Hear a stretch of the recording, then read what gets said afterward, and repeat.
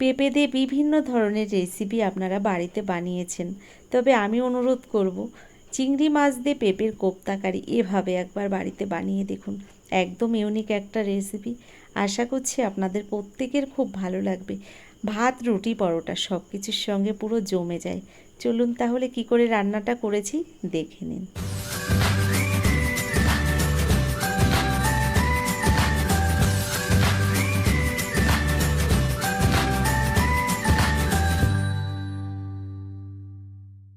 আজকের রেসিপিটি তৈরি করার জন্য আমি এই গামলা থেকে সুন্দর একটা পেঁপে নিয়ে নেব, আর সেই পেঁপেটা দিয়েই তৈরি করে দেখাবো আপনাদের আজকের রেসিপিটি।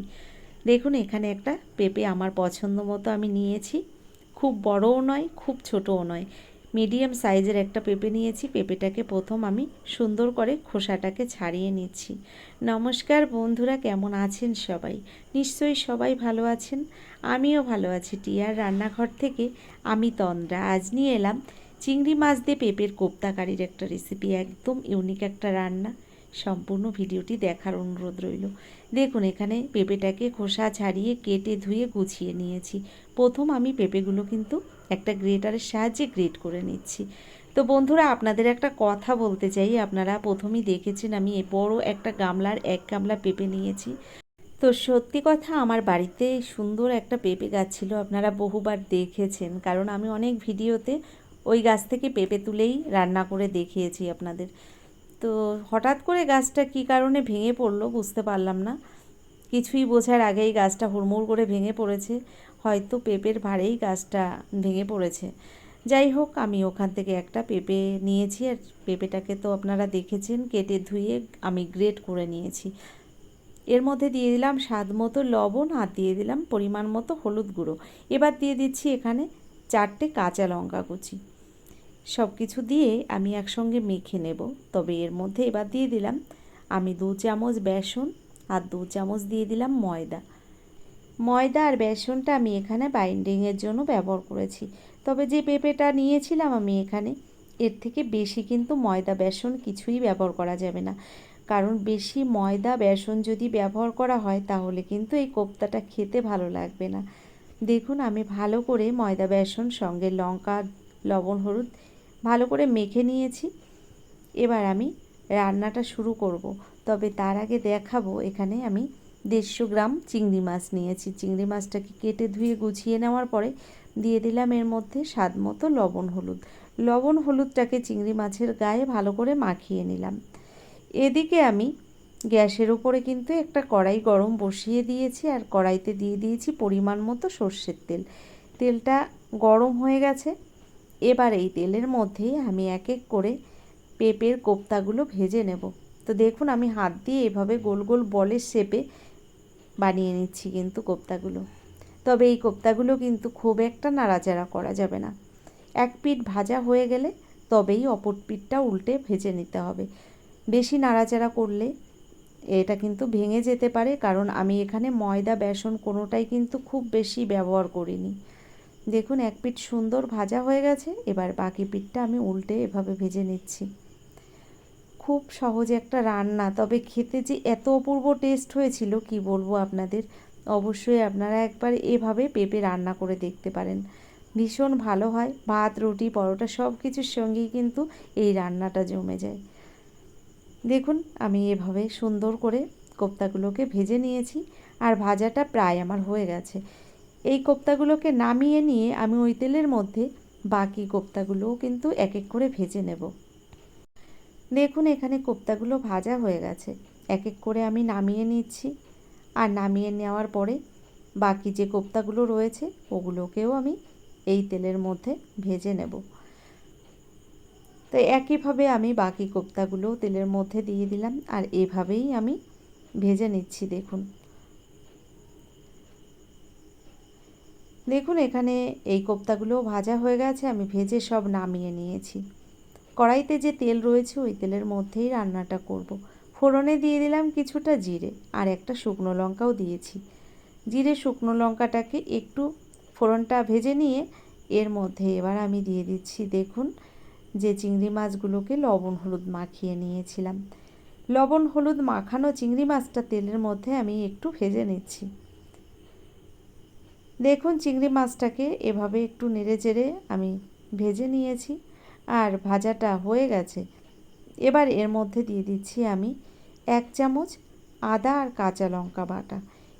এখানে আমি 2টো কাঁচা লঙ্কা দিয়েছিলাম, সঙ্গে দিয়েছিলাম 1/2 ইঞ্চি পরিমাণে আদা, সঙ্গে দিয়ে দিলাম 1/2 চামচ জিরের গুঁড়ো, 1/2 চামচ ধনিয়া গুঁড়ো, আর দিয়ে দেব এর মধ্যে আমি যে মিক্সির বাটিটা বেটেছিলাম ওই বাটি ধোয়া জলটা দিয়ে দিলাম। মশলাটাকে সুন্দর করে কষিয়ে নেব। এবার দিয়ে দিচ্ছি স্বাদ মতো লবণ, পরিমাণ মতো দিয়ে দিচ্ছি হলুদ গুঁড়ো। লবণ হলুদটা দেওয়ার পরে এবার মশলাটাকে সুন্দর করে কষিয়ে নেব। গ্যাসের ফ্লেমটাকে মিডিয়াম ফ্লেমে রেখেছি। এবার দিয়ে দিচ্ছি এর মধ্যে আমি একটু লাল লঙ্কার গুঁড়ো। এখানে আমি 1/2 চামচ লাল লঙ্কার গুঁড়ো দিয়েছি। লাল লঙ্কার গুঁড়োটা দেওয়ার কারণে দেখবেন কালারটা কি দারুণ চলে আসে। আর একটু দিয়ে দিলাম স্বাদের জন্য চিনি। যেহেতু পেঁপে আর এই রান্নাটা বললাম ভাত রুটির সঙ্গে খাওয়া যাবে, তাই আমি এখানে চিনিটা ব্যবহার করেছি। আপনারা যদি মিষ্টি পছন্দ না করেন তাহলে চিনি দেওয়ার কোনো দরকার নেই। একটা ছোট্ট সাইজের টমেটো আমি এখানে দিয়ে দিলাম মশলার মধ্যে। কিছুক্ষণ টাইম ধরে মশলাটাকে সুন্দর করে কষিয়ে নিতে হবে। দেখুন আস্তে আস্তে মশলা থেকে সুন্দর তেল ছেড়ে দিয়েছে। মশলাটাও ভালো কষানো হচ্ছে, আর একটু কষিয়ে নিয়ে আমি দিয়ে দেবো এর মধ্যে পরিমাণ মতো গরম জল। দেখুন আরও কিছুক্ষণ সময় আমি মশলাটাকে কষিয়ে নিচ্ছি। মশলাটা সুন্দর কষানো হয়ে গেছে। এবার দিয়ে দিলাম পরিমাণ মতো গরম জল, আর ঝোলের পরিমাণটা আপনারা যেমন রাখতে চান সেই অনুযায়ী ব্যবহার করবেন। কোপ্তা তো, তাই একটু ঝোলের পরিমাণটা আমি এখানে বেশি রেখেছি।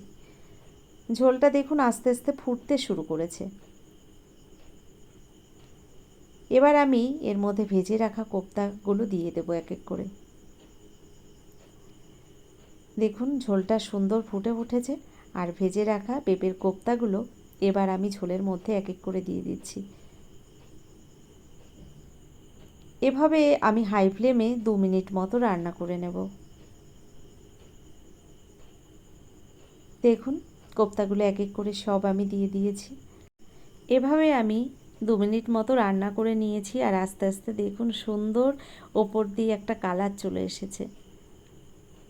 রান্নাটা করতে খুব একটা বেশি সময়ের দরকার হয় না। মশলাটাও কষানো রয়েছে, সঙ্গে কোপ্তাগুলোও ভাজা রয়েছে, তাই খুব একটা টাইম লাগবে না রান্নাটা হতে। এখানে 1 চামচে 4 ভাগের 1 ভাগ দিয়ে দিলাম গরম মশলা গুঁড়ো। গরম মশলা গুঁড়োটা দেওয়ার পরে আরও একবার ভালো করে মিশিয়ে নিলাম। এবার দিয়ে দিচ্ছি বেশ কিছুটা পরিমাণে ধনেপাতা কুচি। ধনেপাতা কুচিটা দিয়ে দিলাম এক এক করে ওপর দিয়ে ছড়িয়ে, আর এভাবে একটু নেড়ে চেড়ে আমি গ্যাসটা বন্ধ করে দেব। রান্নাটা অলমোস্ট হয়ে গেছে। তো বন্ধুরা দেখলেন তো কত সহজ একটা রেসিপি, তবে খেতে যে এত অপূর্ব টেস্ট হয় আপনাদের কি বলবো। অবশ্যই আপনারা একবার এভাবে পেঁপে বাড়িতে রান্না করে দেখতে পারেন আমার কথা শুনে। আশা করছি আপনাদেরও খুব ভালো লাগবে। রান্নাটা হয়ে গেলে আমি 2 থেকে 3 মিনিট ঢাকনা বন্ধ করে এভাবে রেখে দিয়েছিলাম। এবার আপনাদের দেখাচ্ছি, দেখুন কি দারুণ একটা কালার এসেছে। আমি যে কাঁচা লঙ্কা দিয়ে রান্নাটা করেছি সেটা কিন্তু বোঝা যাচ্ছে না, ওই একটু লাল লঙ্কার গুঁড়ো দিয়েছিলাম, ওই কারণে রান্নাটার কালার এত সুন্দর এসেছে। তো বন্ধুরা আজকের রেসিপিটি আপনাদের কেমন লাগলো অবশ্যই সেটা আমাকে কমেন্টে লিখে জানাবেন। যদি আমার এই ভিডিওটি আপনাদের ভালো লেগে থাকে, এখনও একটা লাইক দিতে ভুলে গেছেন, অবশ্যই একটা লাইক দিয়ে যারা এখনও আমার চ্যানেলটিকে সাবস্ক্রাইব করেননি, অনুরোধ করব আমার চ্যানেলটিকে সাবস্ক্রাইব করে আমার ভিডিওর পাশে থাকা বেল আইকনটি ক্লিক করে নোটিফিকেশানটা অল করে দেবেন।